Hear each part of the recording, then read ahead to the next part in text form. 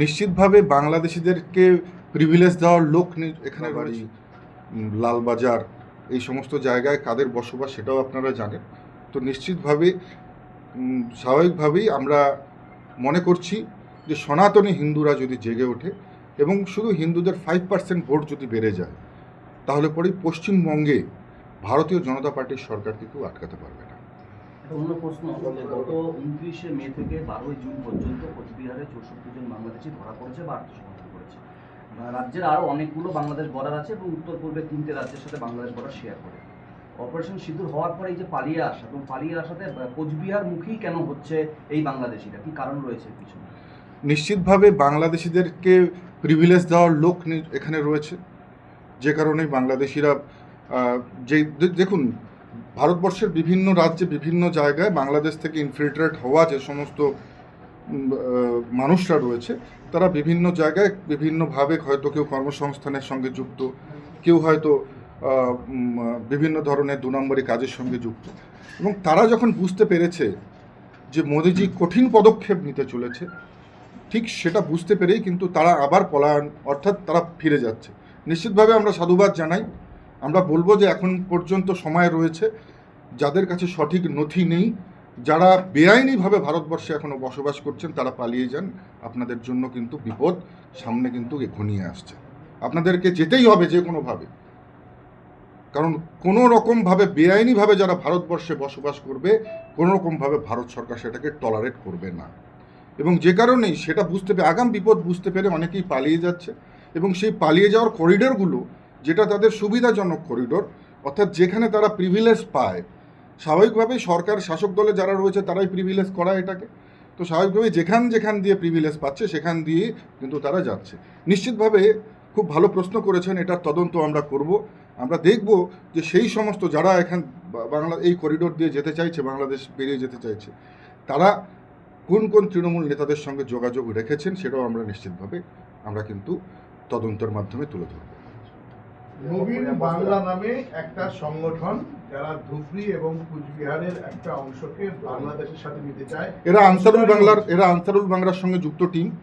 এরা বাংলাদেশের জঙ্গি মাত্র গুলি নির্দেশ দিয়েছেন আসামের মুখ্যমন্ত্রী। একেবারেই দেখুন, আমরা তো এখানে সরকারে নেই, তাই এই ধরনের কোনো কথা বলছি না।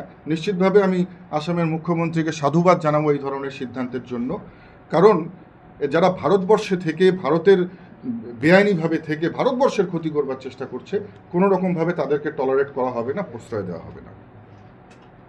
গতকালও বেশ কিছু বাংলাদেশি নাগরিককে বাগডোগরা এয়ারপোর্টে নামিয়ে পুশব্যাক করা হয়েছে, তাহলে কি এখন সরকারের নীতি পুশব্যাক? সেটা তো আপনারা বাংলাদেশ বিমানবন্দরে খবর রাখলে পরে বুঝতে পারবেন। মানে ও ছিল বিএসএফ এর মন্ত্রী, স্বরাষ্ট্র দপ্তরের প্রতিমন্ত্রী।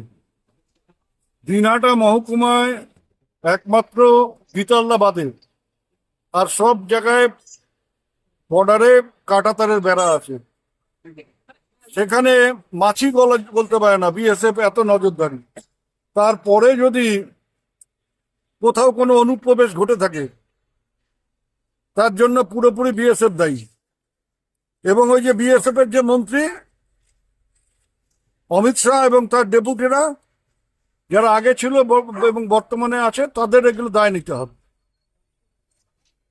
বিএসএফ যেভাবে সাধারণ মানুষের ওপর জুলুম করে, আজকে কয়েকদিন ধরে নাজিরার টুয়ে ছোট কারো যারা মানুষ ঘর থেকে বেরোতে পারে না, তাদের বাজারে আসতে গেলে প্রতি পদে পদে বিএসএফ চেক করছে, তাদের আটক করছে, তাদের কার্ড দেখছে, নানাভাবে তাদেরকে হেনস্থা করা হচ্ছে। ভারতীয় হয়ে যদি তাদের এই সমস্যায় পড়তে হয়, তাহলে বাংলাদেশি যদি এসে থাকে তাহলে কি করে এসছে? বিএসএফ এর সাথে লাইন করে এসছে। আর ও বলছে যে তৃণমূলের লোক নেতাদের সাথে, তো তৃণমূলের সাথে বিএসএফ এর তো খাতির নেই। বিএসএফ এর সাথে যদি খাতির থাকে তাহলে তো বিজেপির লোকেরা আছে। আর নিশীথ প্রামাণিকের পেছনে কতগুলো বিএসএফ ছিল, ওদের 4 আনা 8 আনা নেতাদের পেছনেও বিএসএফ ছিল। সেই বিএসএফ গুলো কাজে লাগিয়ে অনুপ্রবেশ বন্ধ করলে না কাজ দিত।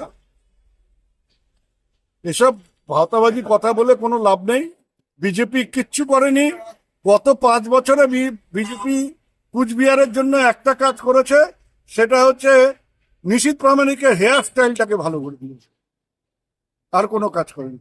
আপনি কি বাইক বা স্কুটার কেনার কথা ভাবছেন? তাহলে এখনই চলে আসুন দিনহাটা ইয়ামাহা অটো সেন্টারে এবং নিজ হাতে পছন্দ করে নিয়ে যান আপনার স্বপ্নের বাইক বা স্কুটার। আমাদের এখানে রয়েছে বিভিন্ন মডেলের বাইক ও স্কুটারের বিশাল সমাহার। রয়েছে স্বল্প ডাউন পেমেন্ট, ন্যূনতম ডকুমেন্টস ও সহজ ইএমআই এর সুবিধা। এছাড়াও রয়েছে যে কোনো কোম্পানির পুরনো গাড়ি এক্সচেঞ্জের সুবিধা।